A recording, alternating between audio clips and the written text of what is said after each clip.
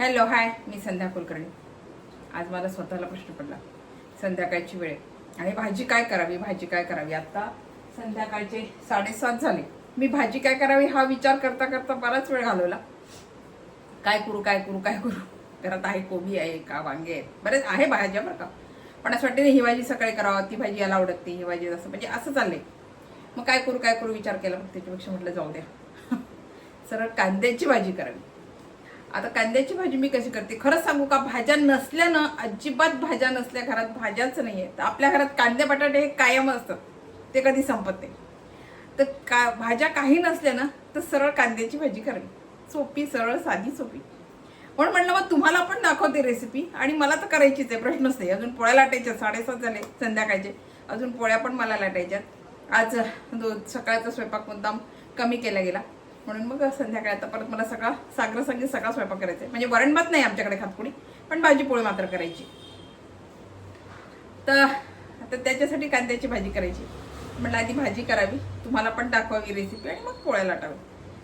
तर भाजीला लागणारं साहित्य सांगते बरं का मी तुम्हाला. भाजीला काय साहित्य लागतं. तेव्हा कांदे हे खूप तिखट आहे म्हणून मी याच्यावर झाकण ठेवलं होतं. हे कांद्याने मी छान बारीक चिरून घेतले आणि याच्यावर झाकण ठेवते कारण खूप तिखट. हा कांदा आणि हे लाल तिखट लागते याला, कोथिंबीर, दाण्याचं कूट आणि हळद. बस एवढंच साहित्य लागते, याला काही लागत. पण इतकी सुंदर लागते ना ही भाजी, खूप छान लागते. आता मी रेसिपी तुम्हाला दाखवते, पूर्ण रेसिपी बघा आणि खरंच करा. कारण काय, भाजी घरात नसली, एखाद्यास खूप प्रश्न पडतो, घरात भाजी नसली तर काय करावं, खूप मोठा गहन प्रश्न असतो. काय करू. कांदे दिसतात समोर, मग याचं काय करायचं असं प्रश्न पडतो. आपण काय करतो, कुठल्या भाजीत कांदा घालतो, नुसतं कांद्याची भाजी आपण कधीच करत नाही. म्हणून मी ही रेसिपी म्हटलं तुम्हाला दाखवावी, कारण मी करते, तुम्ही करत असाल, पण कुठल्या पद्धतीने करतात ते मला कमेंट करून सांगा बरं का. की माझ्यासारखीच करता की कांद्याची भाजी करतच नाही कधी, हे पण मला कमेंट करून सांगा. तर मी आता कांद्याची भाजीची रेसिपी दाखवते तुम्हाला मी कशी करते. बघा, कढई ठेवली आणि याच्यामध्ये आता मोहरी घातली, मोहरी घातली.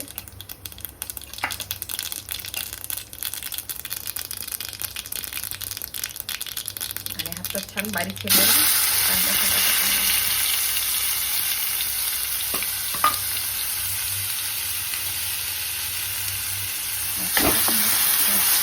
फार लाल नाही होऊ द्यायचं आणि फारच होऊ द्यायचं.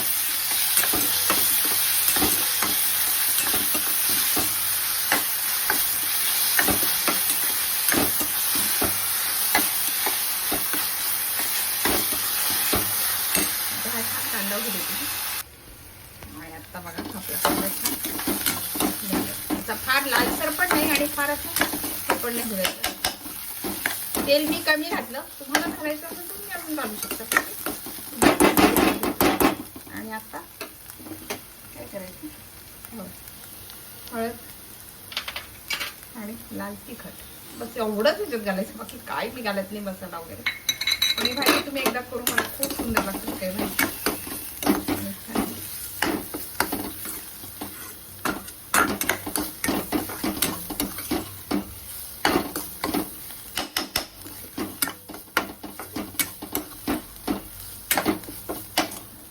आणि आता याच्यामध्ये पाणी घालायचं, थोडं घालायचं पाणी, कमी घालायचं पाणी.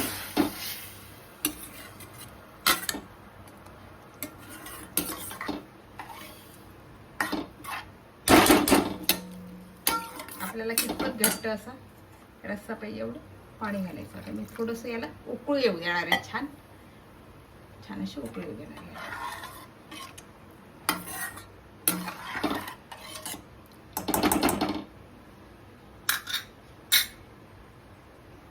आपली छान भाजी आता छान उकळी आली बघा, छान. आता याच्यामध्ये दाण्याचं कूट घालायचं.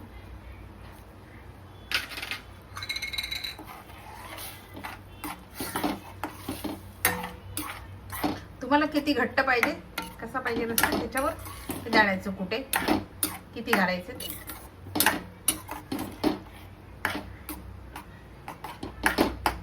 परत छान होते, उकळू द्यायची याला.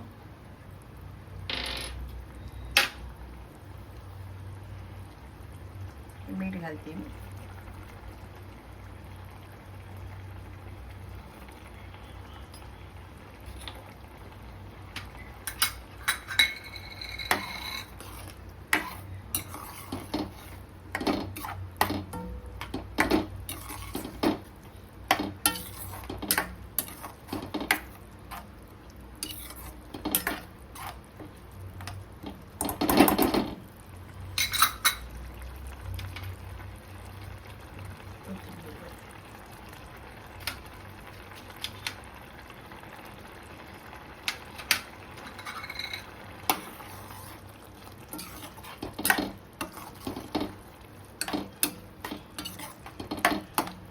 आपली भाजी तयार आहे बरं का.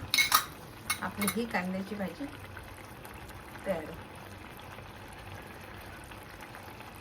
गॅस बंद करते.